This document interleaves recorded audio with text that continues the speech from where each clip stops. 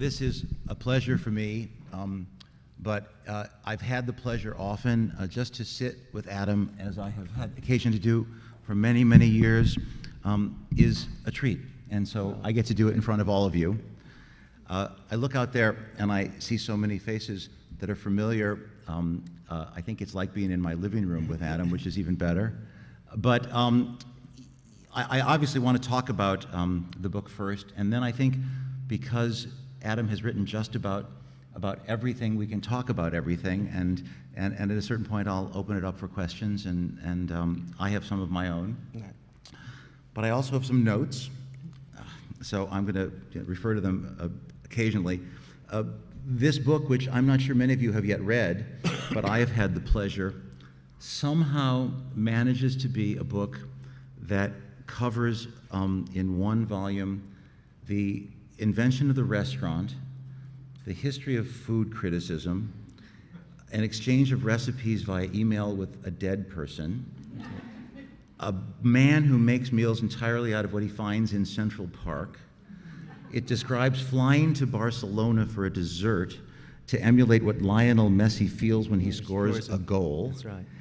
And a critic with wooden hands and a professed expertise at cunnilingus. That's right. That's right. So that's the best part. That's the movie part. That's the lead. That's the lead. That's the lead. I think the first question that I would have, because you've written about food for a long time, and obviously there are others who've been concerned about food, but it seems now, or rather, why now, has there been this evolution from a kind of rarefied gastronomy to a nation of foodies? That's sort of the question that's in the book. I suppose there are sort of all kinds of obvious answers, right, about why people get obsessed with cooking and why they get obsessed with food. And one of the most obvious ones is that it's relatively speaking cheaper than being obsessed with houses or cars or anything else. It's very much a kind of a substitute obsession in lots of ways, and that I think is one answer. You cannot afford.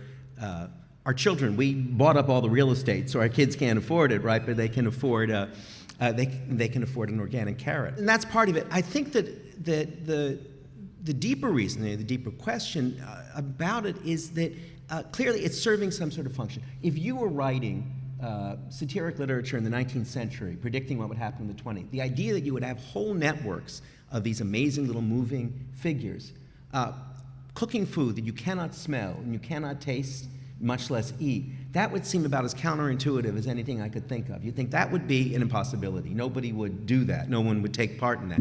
And yet they do. There's my water falling.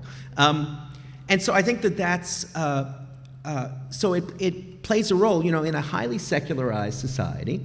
We have to find all kinds of smaller things that begin to take the part of that faith once did. And I don't just mean in the sense of belief, but in the sense of having a practice. When you and I were growing up, and we've talked about this in the past, movies was one of those things. Right. That is, the thing you obsessed about was, have you seen the forgotten Frank Capra 6 reels from Lost Horizon or something? And that's one of the things people did. But in fact, now, because it's so available in your living room, that relationship between you and a film, or even you and television, is very different. That's you right. Used to go, it was an ephemeral experience.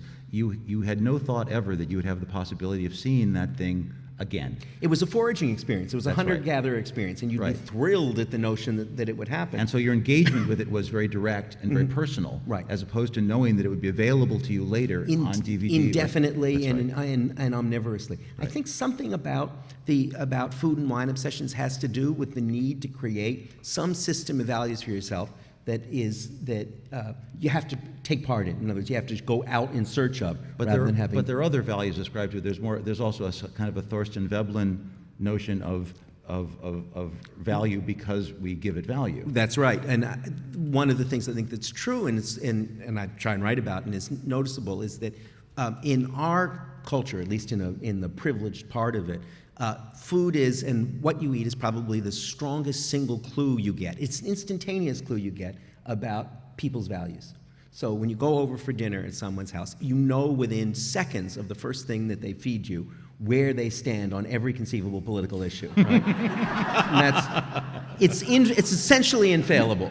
You know, you don't have to ask anymore. If you walk in and they say, "Oh, I'm so glad you're here tonight because we got over to the farmer's market." Jody got over to the farmer's market at 3:30 before Mr. Mengele had left, and she was able to get some of the purple carrots. And you know everything else, right? You know who they give money to. You know exactly where they stand on every imaginable issue. And that's true. And so we use food right now in our world to code pretty much every aspect of our lives. Now, it's interesting. You know, we've been, as you know, having an old 30-something festival in our house. Actually, can we tell the story of how we met? Because we met cute, as writers can meet. All right, remind me.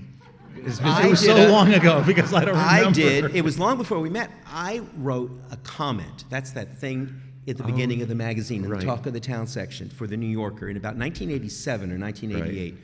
And in those days, first of all, the distinction between that first thing, notes and comment, in the magazine and all the rest of the Talk of the Town stuff, which has church-like significance for people within the magazine. You either write comment or you write talk, and it's totally invisible to the rest of the world. Nonetheless, I wrote a comment about how interesting it was that and it was anonymous, that everyone in our cohort was obsessed with 30-something, and 30-something had become, and television generally, had played the role that the novel had once played. Right. People talked about it, people anticipated it, people waited for it, and so on. And it was, and I think you were pleased by it, had no idea who... No, I did not know it was you. Who had written this thing, and then years later, and yet it was a little kind of... It was a nod. A little kind of bellwether there. People were... We had heard of the New Yorker. Right, they were taking it on too. So years later, that was the cute part of it. We met, and I said, I wrote that thing about it. And that had the best line in it was a true thing about my wife Martha saw the actor who played Elliot, Timothy Busfield Sanders, doing a commercial, and she said to herself, she said to me, for a moment I thought, poor deluded Elliot. Now he's trying to make it as an actor, right?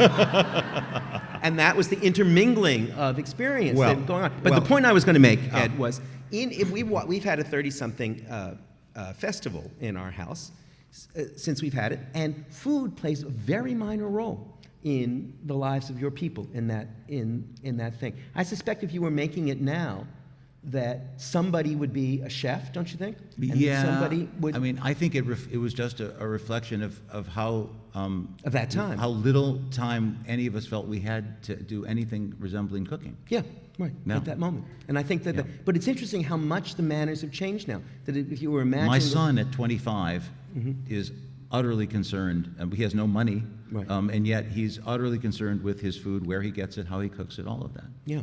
No, and I think so. That's a real generational change. It's a real change in time from the mid-'80s. I think that's true. To the present day. And so that's what I want to try and understand. That's what the book is about. Why has there been that shift, and what can you trace it back to? What historical, it sounds like I wouldn't buy a book that had that in it. What historical sources can you trace it back to? But what does it mean? What does it mean? Well, also, I mean, I'm jumping, but it's a natural segue because you talk about the fooding movement. Yes. And what is that? And I'm not sure everybody here knows what that is, but I for one, did not. I mean, and you described it essentially as to French cooking what the new wave was to French film. Yes. And that's a really interesting Well, it's this notion. Bunch of young folks, kids, who started their own food guide, which they called Le Fooding, and it's a deliberately using franglais, deliberately affronting, deliberately provocative thing, using English in that way, bad English, in a culinary context, because they're totally disgusted with the old Michelin 3-star, 2 stars. They are the most beautiful collection of young French women I've ever seen, and that's part of it as well, because instead of letting food in France be owned by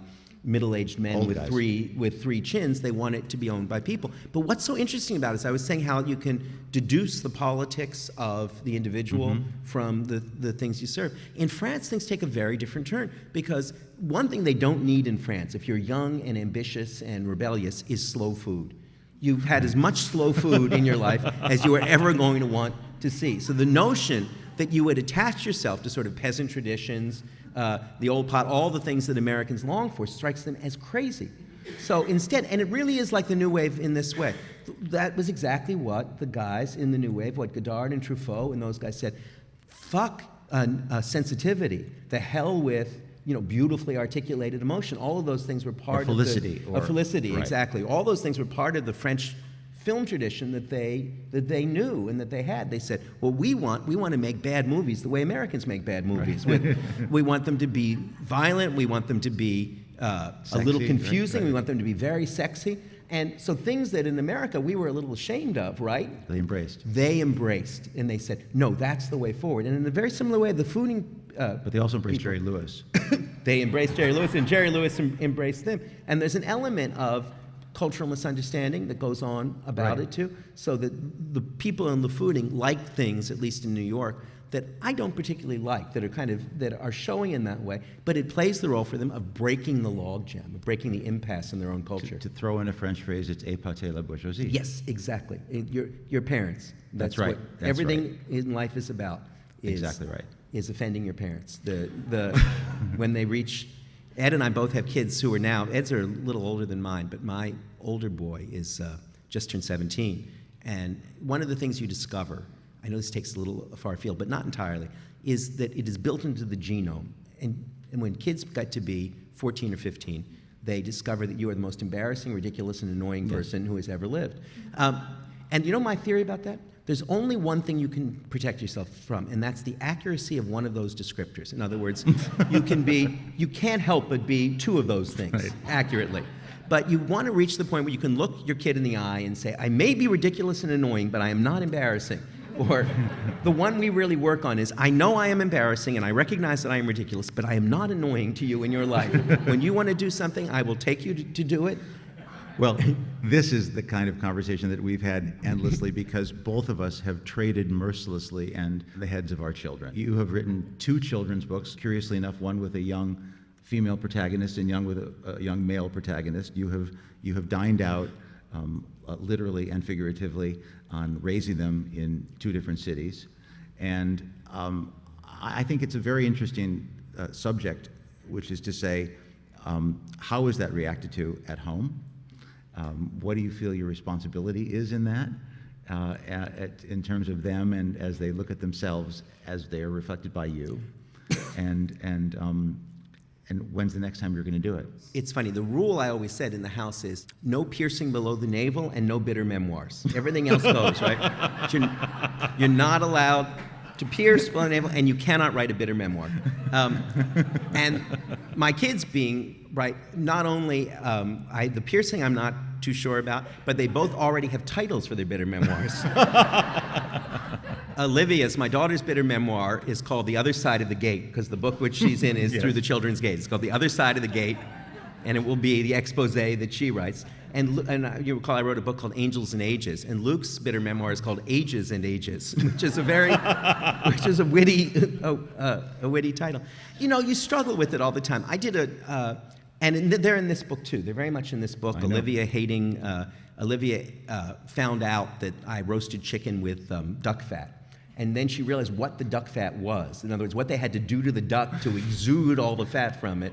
There's also a moment when you're dealing with someone who is determined to make a meal only in New York out of things that you can find in New York. That's right. And it's either Olivia or Luke who say, yes, but no dead pigeons. No pigeons, no squirrels. That's right. No pigeons, no squirrels. Those were the two rules, because that was the most obvious protein source. Exactly. We did a thing where an adventure in locavorism, and it was 7 days of only from the 5 boroughs. And the kids were sure that at some point that would be the protein source. And I teased them about it. I said, well, pigeon is an incredibly valued delicacy in Italy. It's squab. It's one of the most delicious things you can eat. If we can find a young enough pigeon, you will love it. And Olivia was just at that age where she thought, Daddy is capable of doing that. And she and came through. They both have the difficulty when you write something about them. Obviously, everything you write about your kids, like when you're writing about a marriage, right? And it has elements of I have no idea about that. has elements of your own, but just even if it's completely accurate, it's so stylized in the fact of the things you take and you don't take that it isn't. And yet it gets fixed in place. Olivia had an imaginary friend when she was 3 years old called Charlie Ravioli. And the thing about Charlie Ravioli was he was always too busy to play with her because he was a New Yorker. And she could never get him on her cell phone. She had a little play cell phone. And went on. This was all absolutely true. And it all took place just as I described it. But now Olivia is a statuesque 12-year-old, deeply in love with Justin Bieber. And people still come up to her and say, how's your imaginary friend Charlie Ravioli? Right. And the one-sided smile that she gives him, this quick, like that, you know, of absolute disdain is very marked because it was true, but it was part of that. Someone asked Luke once about something I'd written, and Luke got that very kind of formal. He said, most of the quotes were accurate. But what do? You know, the truth is that what I always used to say when people ask me about that is a partial truth. That is, in anything you write, you are engaged about something real or about somebody real. You're engaged in a funny kind of moral transaction that involves betrayal and admiration and all of those things. If I'm writing a profile of you, I'm still engaged in, I know who you are, I know some of your secrets. You have a story to tell, I have a way of wanting to tell it differently, and everyone does that, and I can do it honestly. And I'm inevitably promoting something, and you're trying to sell a magazine. Right, exactly. And so our ambitions for it are different, even though, and you've had this experience a gazillion times, right? Even though it's all smiley, and oh, I love everything you do, you know... It's transactional. Right. You know they're going to knife you, and you don't know which way the knife is coming from, and I actually thought about you when I saw the piece in the New York Times. Yes, exactly. Because there you are, ostensibly skilled in the art of presentation, and yet there you are in the magazine in an objectified view, and I wonder how you felt about that. Oh, I hated it. I mean, even though it was very right. Flattering and well meant and all of that, but anytime you're exposed in that way, you're exposed partially. And I thought the guy on the page in the newspaper was sort of like, what's the guy, the actor who plays Fraser's little brother? Yes. You know. Yes, exactly. You know, sort of, you know, a snooty guy with a souffle recipe, and I thought, well, who can tolerate this human being, right? And it was very well meant. I don't think it was. That's what I thought. He was unencumbered by irony. Yes, exactly. And I had a bit. So of course it's humiliating, even when it's nothing meant in nothing is nothing but exactly only in the most generous possible way, which I know that was, and he was so. That always goes on. And it goes on whether you're writing about your children or you're writing about a stranger, in any place that you do it. And you do have moral responsibilities about it in all of those things. You don't want to, you have a responsibility to your feelings about the truth, but you also have a responsibility to other people's feelings, in plain English. So I always used to say that and then leave it at that. But the truth is, as they get older, their experience becomes theirs. Yeah. And give an instance, I did a piece this summer about having a dog because we'd always hated dogs. Martha, my wife, and I truly hated dogs. It was one of those things, you know, when everything else was exhausted, North by Northwest had been seen for the 500th time. You know, we discussed my crazy parents for the millionth time. How's your mother doing? We could always say, aren't you glad we don't have a dog? Because we just hated dogs. And our daughter, Olivia, backed us into a corner in a pet store, and we ended up with a dog. And we all fell in love with this dog. It's absolutely the world's sweetest dog. And this weird human ritual of bringing a wolf into the house and feeding it, it just sort of, how did this ever happen? So I wanted to write about it. And I did. But the turn that piece took, which nobody noticed, was much more historical, intellectual.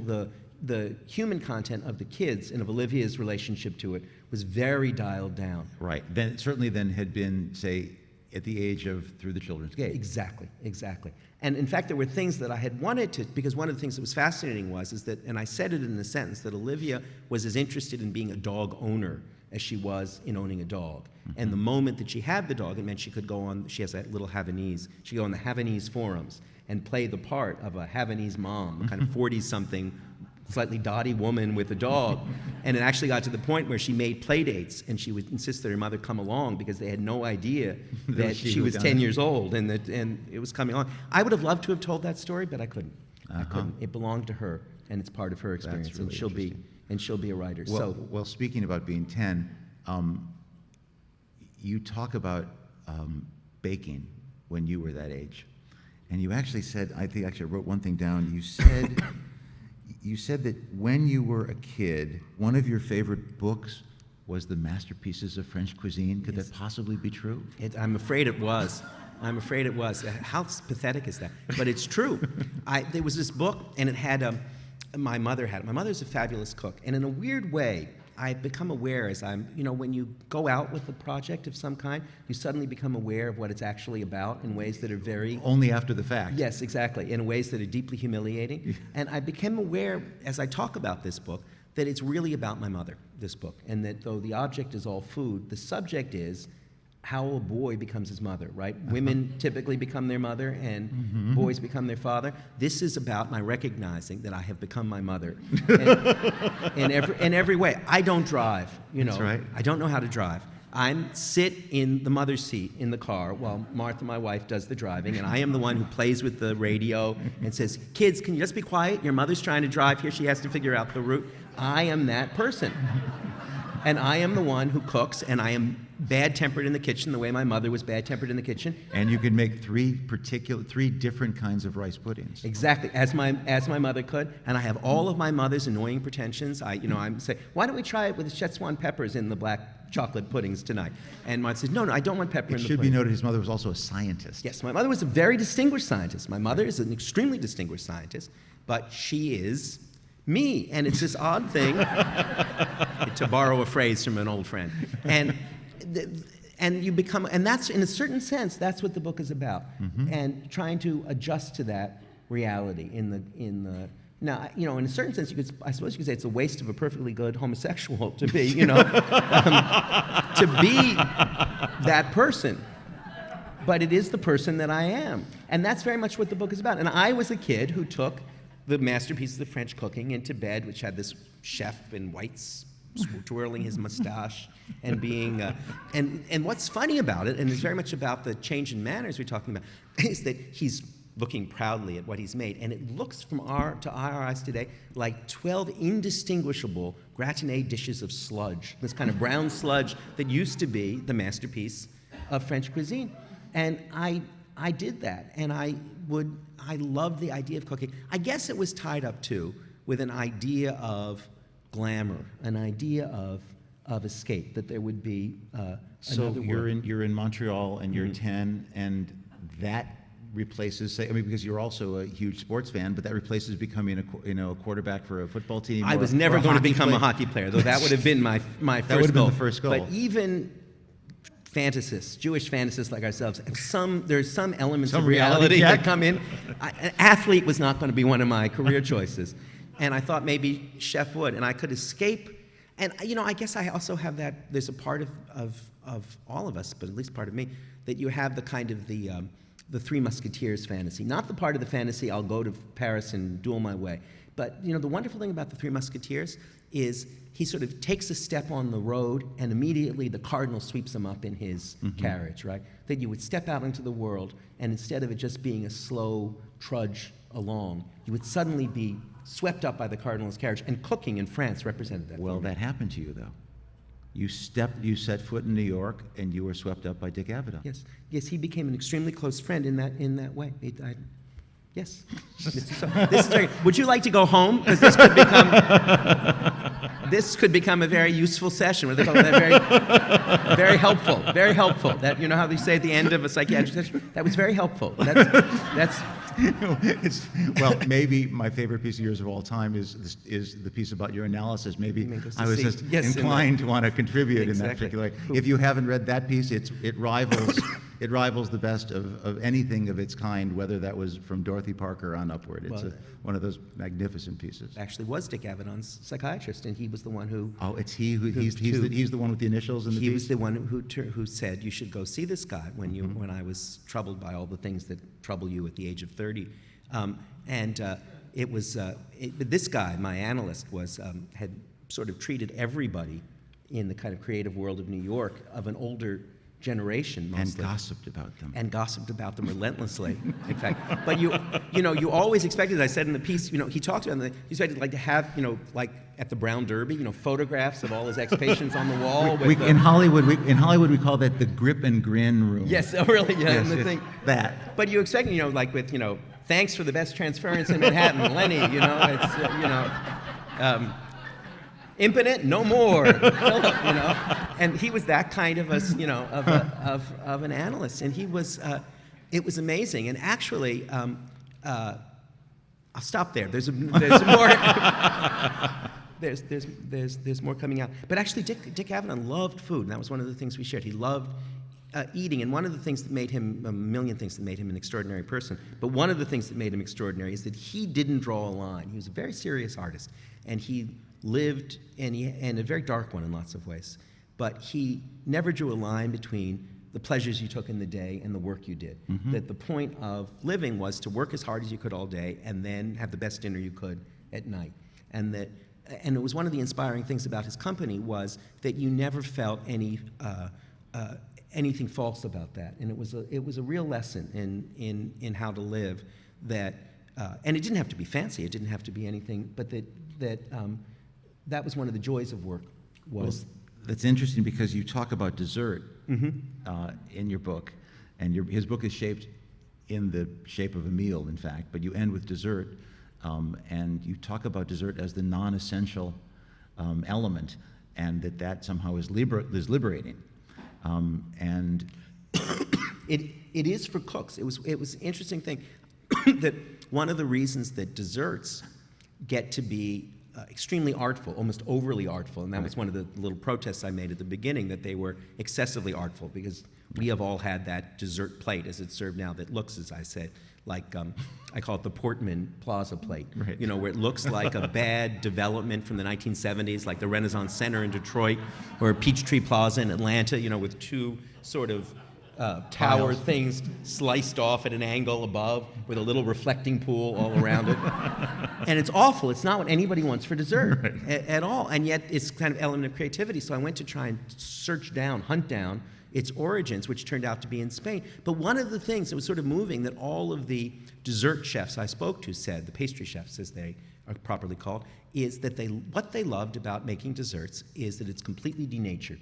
One of them said to me, birthday cake is the most denatured thing you'll ever have. All of the other cooks work with actual natural ingredients, and they have to reflect the thing.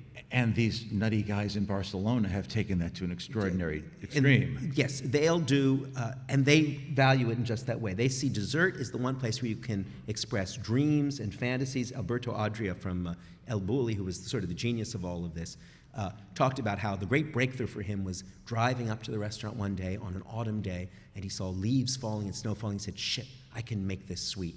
And that's what he did. He made a pictorial dessert and did everything pictorially. And then he and his brother Ferran, the great head chef at El Bulli, have a dream, which I write about there, which they let me in on. I said, is there, I found this to be, talking about hints for young journalists, one of the best questions I find you can ask anybody after you've asked them all the other questions is what's the one thing you've always wanted to do and have never been able to do and have failed to do? Because everybody has a project, an ambition. I wish I could write a novel. You'd love to adapt Proust or something, but something, right? Everybody has something that they dream of doing that they've been unable to do. And for the Adria brothers, the dream that they had not yet been able to execute ever was hot ice cream. They had this notion in mind that they would be able to make hot ice cream. It would look like ice cream, it would taste like ice cream, it would feel like ice cream, have the texture of ice cream, but it would be hot. And the moment when you handed it to someone, they said, ice cream, they opened it and it was hot, would be the ultimate achievement of everything that they stood for in life.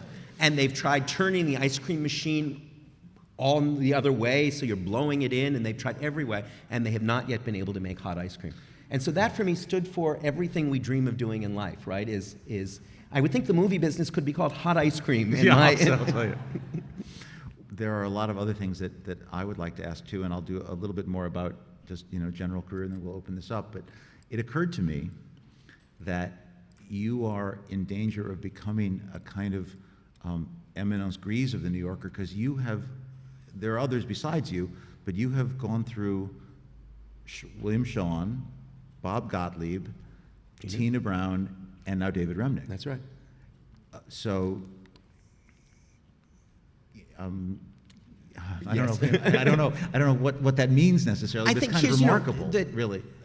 It's been a quarter century, which is weird That's to think right. that you're doing anything in your life for a quarter century. And presumably that's when they realize it's been a quarter century. That's when people begin to say, hasn't he been around a little bit too long? So it can be scary. I think the thing about it is when I arrived at the New Yorker, one of the things that made it remarkable is that it had a lot of institutional memory. Now, I know that's a cliche term and a cliche phrase, but it really does exist. And it's not that anybody takes you aside and says, let me explain to you how to write. It's just is that there are a million things that go on that are done well. You know what institutional memory is? I think it's that there are people who do things with more effort and excellence than the occasion calls for. So that I have a brilliant a copy editor doesn't begin to describe what she does. Ann Goldstein is sort of the head copy editor of the magazine. She is Primo Levi's translator. She's the leading translator of Italian prose into English. But what she does all day is silently sublimate herself into other people's sentences. And the sentences that you read in the magazine are Goldsteinized and made, and if to the degree that the magazine has a consistent level of excellence, it's this great translator and mind putting herself in. And when I was writing about talk in those days, it was all anonymous. And I wasn't the only one who was doing it anonymously. I was a cub reporter, a kid who watched 30-something. But Brendan Gill was writing anonymously, and John McPhee was. And that sense that you're part of a common effort, I think, makes a huge difference in the sense that there is a standard. And so the amazing thing for me, and obviously... Is that the available past as compared to the archival past? Yes, exactly. I screwed up that little riff in the Times yesterday because it made no sense the way it was represented in the... But I think that's what you mean. That's exactly what I mean. That there are things where the point, it's a thing I think is true, which is that there are always two kinds of past in any one moment. There's the available past. It's like the movies we were talking about before. When we were kids, the Hollywood classics were part of the available past. You cared passionately about Howard Hawks and John Ford, who was better, and it was all available. I would know what it was. Everyone in the room would know the references. Alas, that's no longer true about that particular thing in quite that way. The archival past is just as valuable, but it's the past that is in an archive somewhere. You have to dig it out and work at it. And it's weird. It doesn't depend on how far back you go. So the point I was trying to make yesterday in the Times was, my kid, Luca, is 17. He's obsessed with the guitar. And for him, Jimi Hendrix, which is 50 years ago, right, is completely part of the available past. Right. Every riff he learns, he loves learning Hendrix riffs. And it's not that he's saying, oh, I'm going back to that old stuff. That's completely available. It's part of what it is to play electric guitar. But you could think about things that are exactly from the same period. Let's say Norman Mailer's journalism. Terrific stuff, right? But it isn't available in that way. It's part of an archival past that you have to investigate and teach people from. So yes, exactly. What it is to have institutional memories is that the available past is there, and it's part of what you deal with every day. I think that puts it very well. Does that also suggest that because we have imposed our continuing culture on that other generation, that's made it more available in the way that intellectual culture has in fact not had that emphasis? I suppose so, but people say that, oh, we've created this musical bubble, right, where our kids have to listen to Jimi Hendrix and to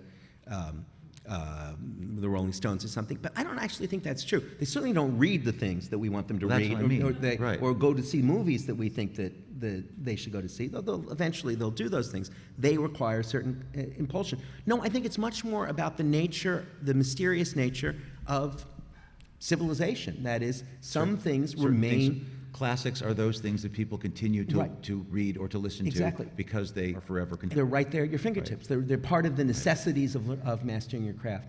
And I like to think that within at least the orbit of the New Yorker, some of that goes on. That is to say, the work of Joseph Mitchell or Joe Liebling or something is still in the DNA. Right, exactly. It is. And the good thing, I think, and of course I say this with much too sanguine a tone because it could all change tomorrow, of course, right?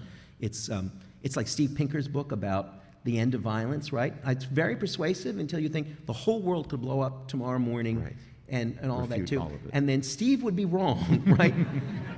And when you can be made wrong that easily, you're not quite right. And that's certainly true about the New Yorker in that way. It could all change tomorrow, right? It's a commercial enterprise doing those things.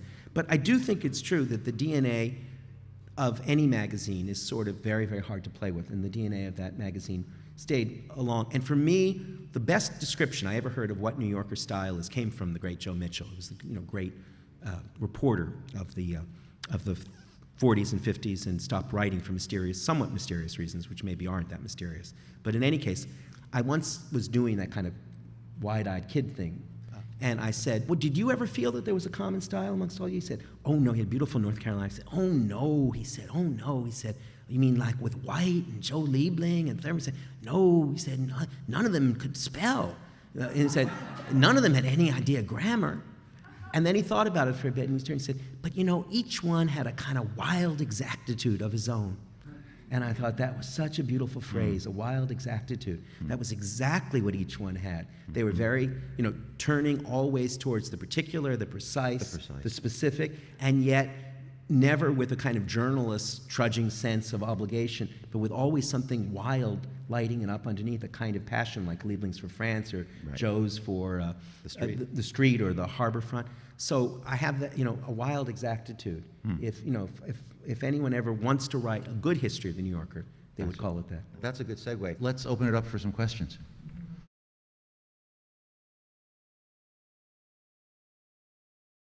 I'm a New Yorker. I'm sort of a little bit of a New Yorker by default. I don't know how to drive. And that means I would have a very difficult time adjusting to life out here, right? I would be in that car with my wife all the time, unless I could get a driver or have friends.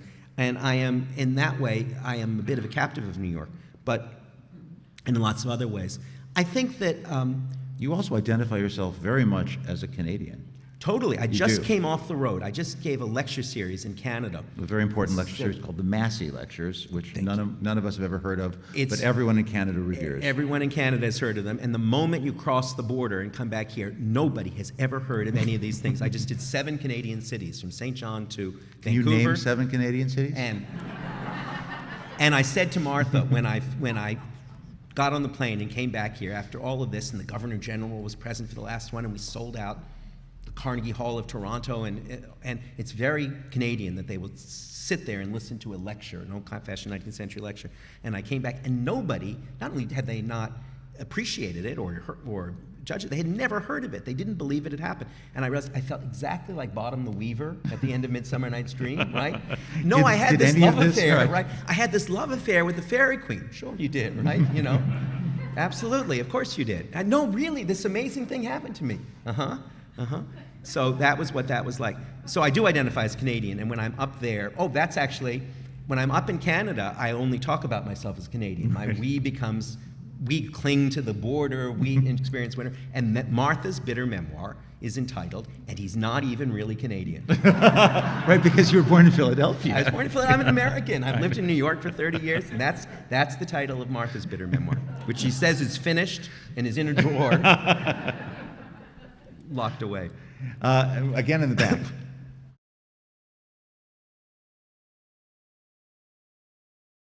I think we were introduced by Sally, weren't we? Our friend Sally Wilcox is sitting here and introduced us. Sally? That's right. All right. Well, she said you guys... Thanks for all the dinners I've gotten out of it, You guys Sally. would like each other. But the rom-com bit of it was, when we met, I said, you know what? I wrote something 20 years ago that I bet you probably remember. That's right. And it was one of those, those nice moments. Unfortunately, we didn't have the big fight first, so that I could then make it better with the mucilage of the thing. Actually, I think were it not for email, we wouldn't have been able to become the friends that we've become, because we are on different coasts, but we became kind of passionate pen pals. Which is one of the great things about email. Email is the great reactionary medium of all time. Oh, it is the return of the epistolary art. Absolutely. It takes us back to the end of the 18th century. I have certain friends for whom I'm convinced it is their form, and but they could publish them, because they are their best writing. And these are great writers, but in fact, their form is the email. And I hope everyone archives it, and people are going to discover this 400 years from now. There'll be anthologies of early 21st century email, and there'll be PhDs awarded on email studies, because it is the most natural writerly form we now possess. Exactly. That's why in the book I did those. This is Elizabeth Pinnell. This is the email to the dead people. I wrote emails. Actually, the recipes to a dead person. Emails, but they had to be emails because they had to have an email tone. No, email is the thing. After all our novels and poems and everything else is forgotten, our emails will be remembered. Isn't that? I've saved all of ours. I have all of ours archived. Oh my goodness, that lends to biography a new terror. Just wondering if you've ever thought about what your writing might have been like, or your work might have been like, if you hadn't been to New Yorker, hadn't Sure. been exposed to that. Second of all, I guess, have there ever been moments where you've kind of chafed against some of the, the influence that the magazine has on your own writing? That's a very good question and a deep one. Of course, as a kid, right, there's all you wanted, and I've been something. I was 7 years old when I read the Thurber Carnival, and I loved it. I read it to pieces, and I said, that's what I want to do. And I was aware that he had written for the New Yorker, so it was a deep implanted ambition. But it is true, and it's something I've thought about from time to time, that with all of the glories of New Yorker style, and no, I don't write New Yorker style, I write my style, but it belongs within that circus tent. I do my tricks, but it's within that circus. That it isn't a style that gives you access easily to a lot of human emotions, rage and lust and anger. Those are not the words we associate with the prose of Joe Mitchell or Calvin Trillin. Calvin Trillin or so on. And if you notice, John Updike, who's maybe the greatest writer who ever wrote for the magazine, used, those preoccupations are largely in his novels, in truth. And I think it would be a completely fair critique. Most of the critiques we get are very unfair. But it'd be a fair critique to say that those are unexplored emotions in my own work.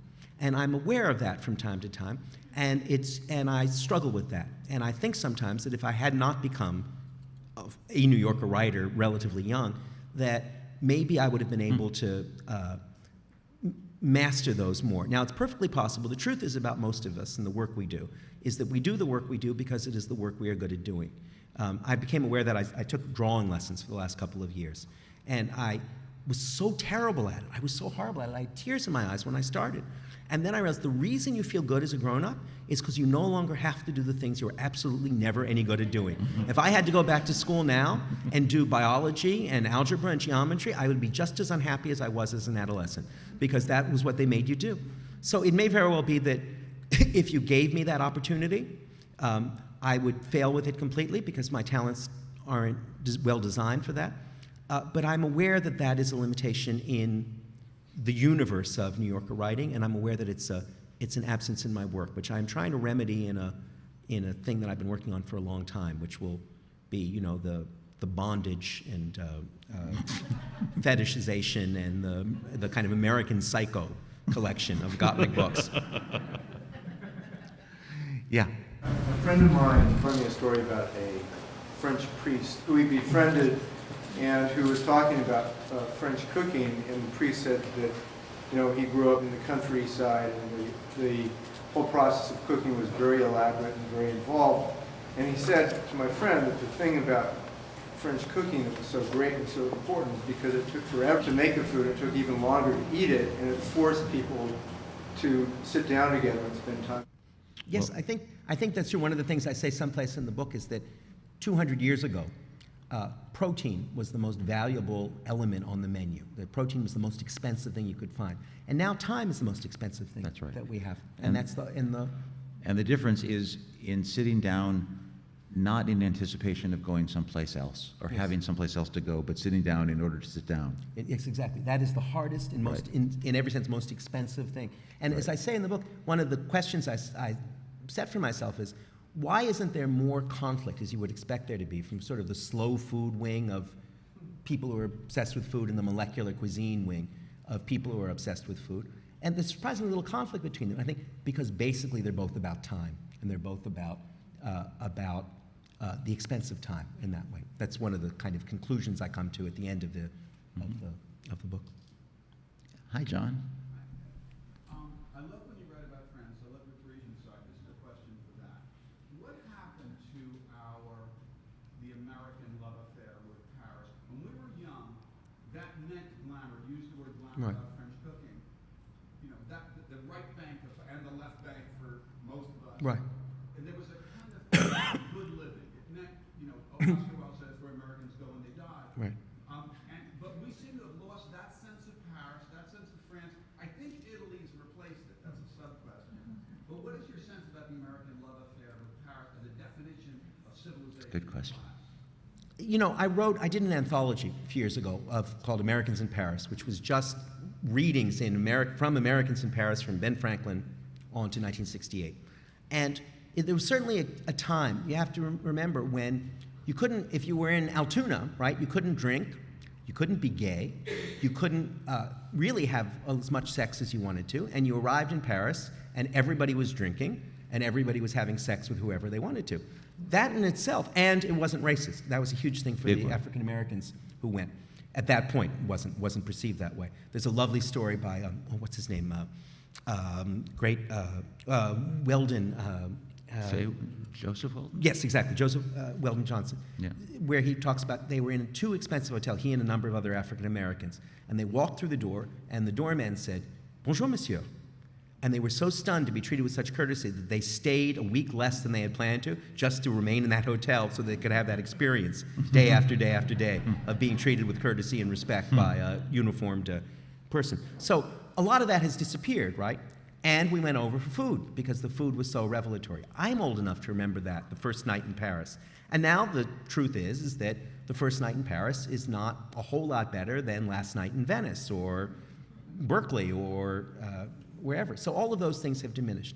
Nonetheless, it's striking to me how much and it's also true, I think, that not only have a lot of those emotions gone over to Italy, but for our kids' generation, teenagers, India is their Italy. India and Asia are their France and Italy. It's where they feel impelled to go. It's where they want to go. My daughter's in Berlin. Yes, exactly. Berlin and in Eastern Europe, too, plays that role, right? Prague. Nonetheless, what's startling to me is how persistently a certain idea of Paris remains as a powerful thing. I think you see that in Woody Allen's last film. I think it's not accidental that Midnight in Paris is the most commercially successful film I think he's ever done. That he's ever done. And a lot of that, some of it is owed to the skill and craft and cunning of the film, but a lot is owed, I think, simply to the assertion of the myth. You know, that plays a much larger role in it in the success of those kinds of things than I think we can than we know.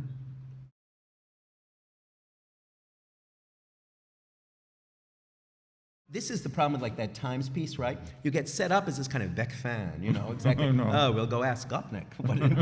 And the truth is I eat where people take me, or like the 3 places I've heard about or have been to before. Right. I'd be at the Brown Derby tonight if that's where, you know, where people go. So I don't really have it. I will say that I think I eat better in California than just about any place else. And I think that, you know, one of the theories I present in this book is that good cooking is really sort of a satellite of good red wine and strong caffeine. That's really, that it's red wine and caffeine are the things that keep us going, and the food is sort of suspended like one of those bridges between them. And it is no accident that as California wine gets better and better, California food gets better and better. And that is not something we will ever really be able to do in New York. We have a little bit of wine now. And it's why even sort of odd countries like Hungary, I don't mean Hungary is an odd country, but it's a relatively secluded, smaller country. But they have a great cuisine exactly because they have, which most people don't know. Exactly, they have excellent, excellent local red wine. Yeah. And it's one of the reasons why, what made Hollywood ideal of sophistication? Hungarians. That's exactly. Hungarians did.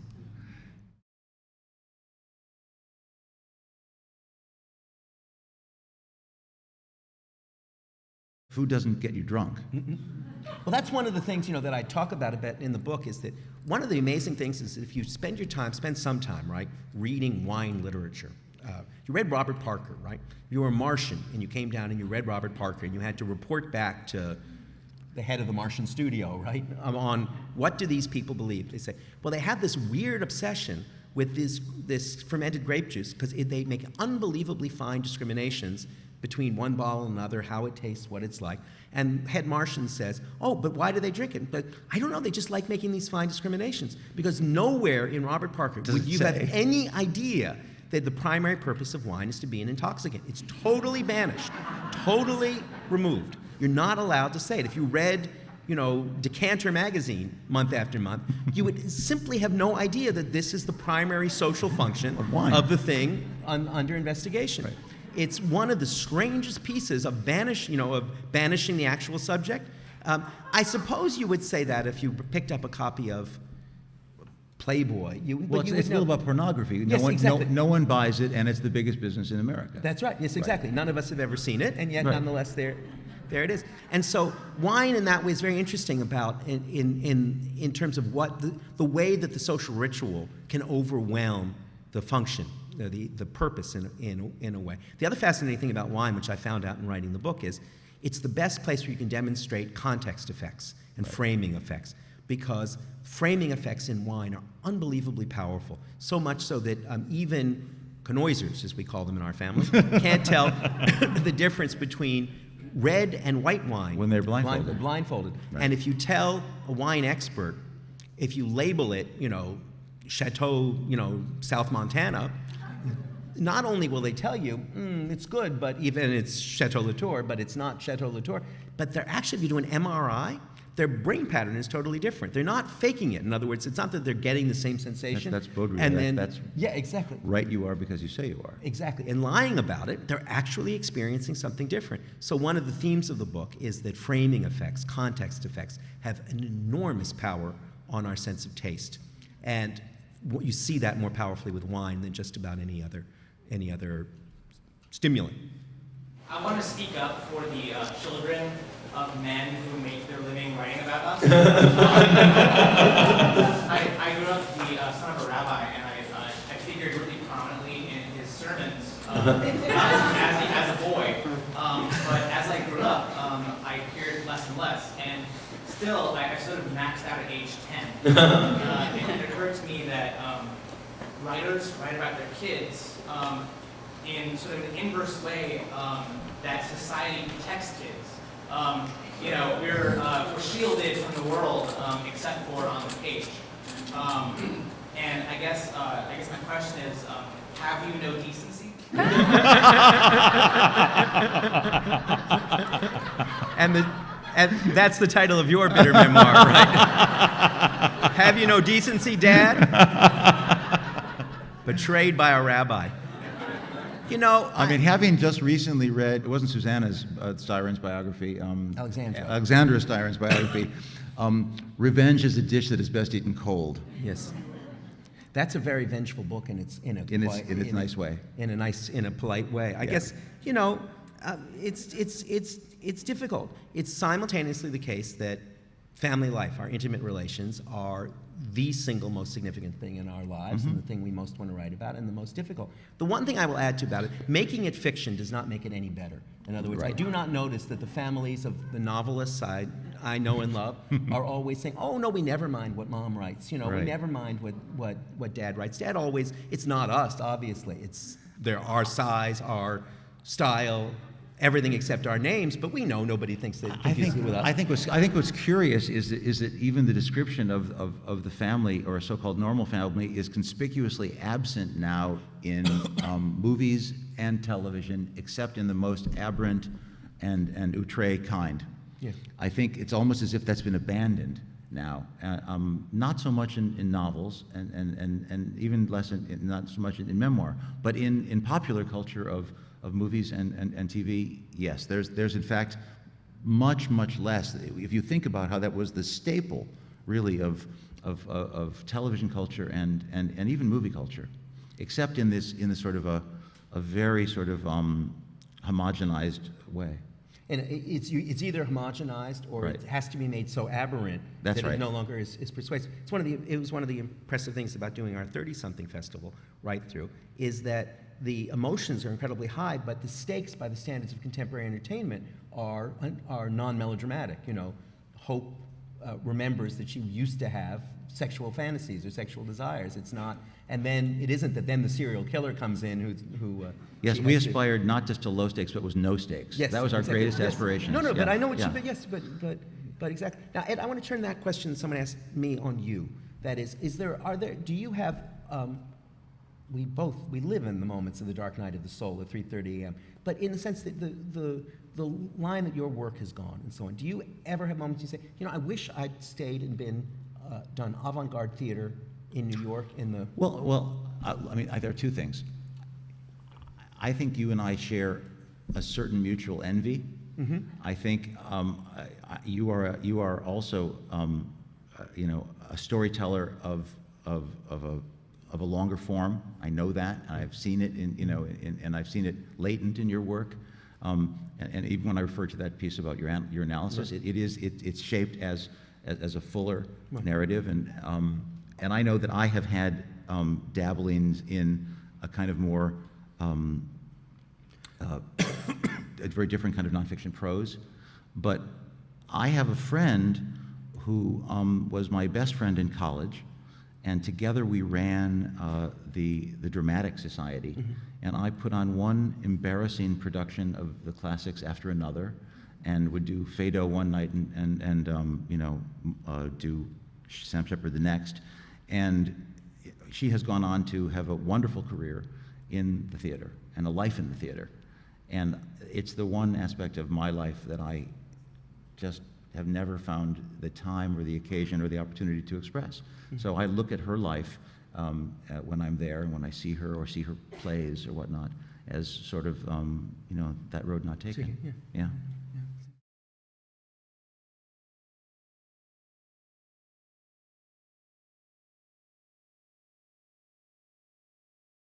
You got to understand, he probably knows more about hockey than he does about French cooking. Hockey is. I sort of hesitate to go down this path because I wonder how many people in this audience are actually interested in hockey. I love hockey.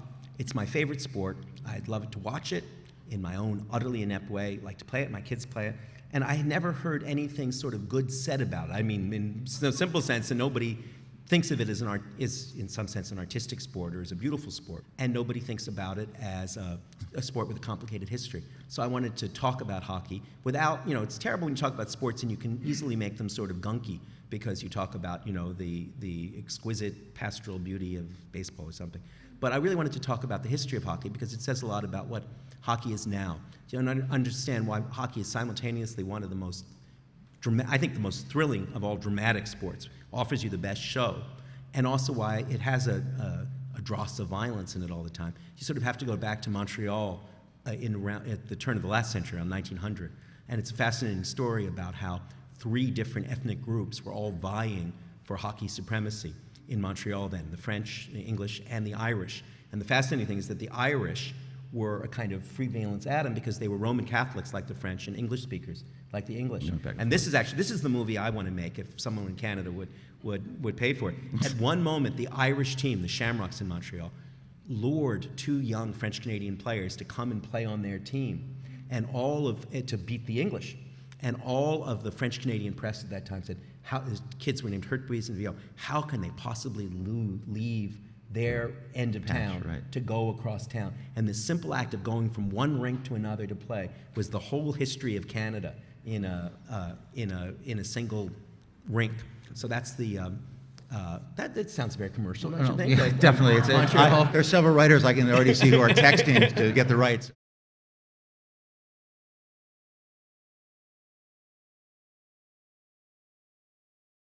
It's a big theme in this book. In a sense, it is the theme of this book.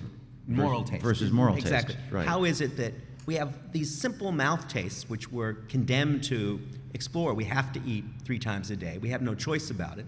And yet, we choose to eat. We choose to eat in certain ways. We have a mouth taste. We like locally grown organic zucchini, and we don't just say, that tastes good. We say, that's the right way to eat. That expresses our values. God reasons this way.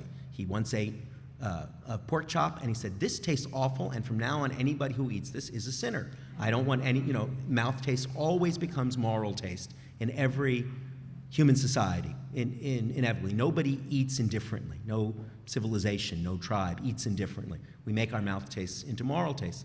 And one of the things that's bound to happen as a society becomes increasingly secularized, as ours does, is that you look in all the social rituals that still survive for the meaning that religious faith once gave you. It's why we care passionately about family life in lots of ways. We look to our children for the future rather than to heaven for transcendence. I wrote a whole book about Lincoln and Darwin, which was just about this. When was the moment in human history when people stopped looking up for validation and looked ahead, forward for validation? And the same thing is true in a much more comic and sort of available way, I think, about cooking.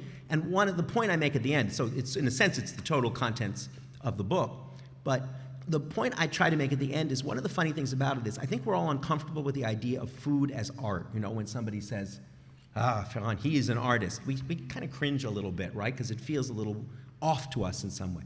But nobody is uncomfortable. We eat food. We have too much food to eat. And my daughter once said after we went to a nice place, very nice place in France, and we all were felling about the food, and she said, and we'll all be hungry again tomorrow. And that's true. That's true. It's not true about art in quite that same way. When you finished reading War and Peace, you don't say, and we'll read another Russian novel tomorrow, because you won't. But you will eat another meal tomorrow of one kind or another. So we have difficulties making food into thinking about food as art. But nobody has any difficulty thinking about food as faith, right? If somebody says to you, and these people believe that if you eat pork, you are a sinner, you say, oh, okay. And these people believe that if you eat this wafer and drink this wine, you are actually communing with the body of your God. People say, okay, I get that. We have no trouble understanding that the symbolism we lend to food, the rituals we build around food, can be the material of faith. The oldest story we have, the Epic of Gilgamesh, is all built around the civilizing power of food. There's the primitive man, the wild man, Enkidu, and he meets a courtesan, a whore, and the whore makes love to him and gives him a plateful of food, real food, and gives him a glass of wine, or strong wine, and says, now you are a human being. So that's at the core of it, I think. So as we remain and become more secularized, instead of thinking that the food we eat and the social rituals we attach to it are pleasing to a God, we make them pleasing to each other. And yet it still has some of the same aureole, some of the same vibration that we always associate with religion. I've been thinking for a long time, the comment you made fairly early in the question period about time. Mm-hmm. And that period from 30-something until now, where time is the thing we spend. Right. It's also a period where there's been a constant chorus about the disappearance of time. Mm-hmm. Right? Everybody has less time than they ever did. We're all, partly because we're all emailing our friends, partly because we're all texting each other, partly because there's too much TV, there's too much. Partly because we're getting older. Right. Yeah, right. We're also running out of time in all sorts of ways. But how do those two things work together in the history that you're telling? Of cooking, particularly? Of our relation to food, of foodie culture being turning into slow food culture, into molecular gastronomy, which also takes a lot of time. Yeah, I mean, at the crudest level, at the most kind of Veblinian level, how do you Veblen, the great economist and social analyst, who said, basically everything we do is a form of social display. We have no real values. We just have competitive values with other people. And all we're ever trying to do in our social lives is do things that distinguish ourselves from the people who we imagine are just below us on the social ladder. So that if they're eating quickly, we eat slowly. If they're eating slowly, like the French, we eat quickly, right? That's all that we're trying to do. And so at that simple and not empty level, it's obvious that if you have pretensions to be what's the right word, a privileged upper middle class person, you make a great deal out of the fact that you take more time, you have more time to display, to show off than middle class people do, than bourgeois people do. And one of Veblen's very smart points always is that that's why the very rich and peasants tend to often do things in the same way, because they're both looking for what he calls the pre-industrial exemption. The one thing you don't want to be is bourgeois. And so obviously, apart from any other pleasure, if you go to Per Se or the French Laundry, one of the pleasures is the pleasure of saying, I have 6 hours to devote to this volcanic salt and the rest of it. Mm-hmm. And money too, of course, but you have lots of ways you could spend your money. So that's, at that level, I think that's part of it. At another level, and it was very striking, as I say, watching my so-called life in particular, is the absence of new technology from that world, from teenagers' world. It's different. It's antique already. Antique in that way already, even though the emotions are all totally recognizable, because the girls are in the girls' bathroom talking to each other. They're not texting. They're not texting, and it's really weird. It's as though they were missing an eye because your expectations are so tied up in it. So if you can analyze it Veblinianly and say it's just a form of showing off, and there's some element of truth in that, but you can analyze it more sympathetically and say, the truth is that we live in an era of totally fractured time, and any moment when you can claim some time for an actual exchange with other people is a good one. And so in that sense, though, I know it sounds very earnest and sort of Pollyanna-ish, we try, in our family, we do have an unplugged Sunday where nobody is on anything on Sunday, and we do try and have dinner together. And I think that I am as big a sinner as anyone. I am itchy to get to my computer to see if Ed has written me an email. But so I'm not outside this. I am totally enslaved by it. But I do think if there's a satiric account of it, there's also an earnest account of it that has some truth too. Maybe one more question.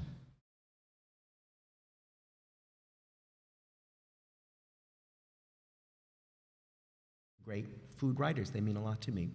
Liebling, MFK Fisher, Brillat-Savarin, who's a name we all know, the guy who wrote The Physiology of Taste. And one of the things that he's sort of a hero of the book, and he's an not sufficiently appreciated character, I think, and that's one of the reasons I wanted to write about him. He really was the first man who conceptualized soft power, because after the Napoleonic Wars in 1815, after France was totally defeated, the Germans and the British all occupied Paris, came into Paris, and he noticed that they were transformed by Paris much more than Paris was transformed by them. And he said, you know, the great revolutionary thing that's happened here in the last 30 years is restaurants, is all of this new world of French pleasure that was in itself seductive. And he said, you know, we have a kind of power that's stronger than armies. And it's the first time I know when somebody thought hard about soft power as an instrument in that way. Well, Hero of the book. And he's an not sufficiently appreciated character, I think, and that's one of the reasons I wanted to write about him. He really was the first man who conceptualized soft power, because after the Napoleonic Wars in 1815, after France was totally defeated, the Germans and the British all occupied Paris, came into Paris, and he noticed that they were transformed by Paris much more than Paris was transformed by them. And he said, you know, the great revolutionary thing that's happened here in the last 30 years is restaurants, is all of this new world of French pleasure that was in itself seductive. And he said, you know, we have a kind of power that's stronger than armies. And it's the first time I know when somebody thought hard about soft power as an instrument in that way. Well, I am reminded of a Woody Allen joke in which he asked if anyone could tell the difference between Los Angeles and Dan and Yogurt. And he said that Dan and Yogurt has active culture. I think you've disproved that by being here with us tonight. And thank you all for coming. Thank you. Thank you. That was fun. Thank you.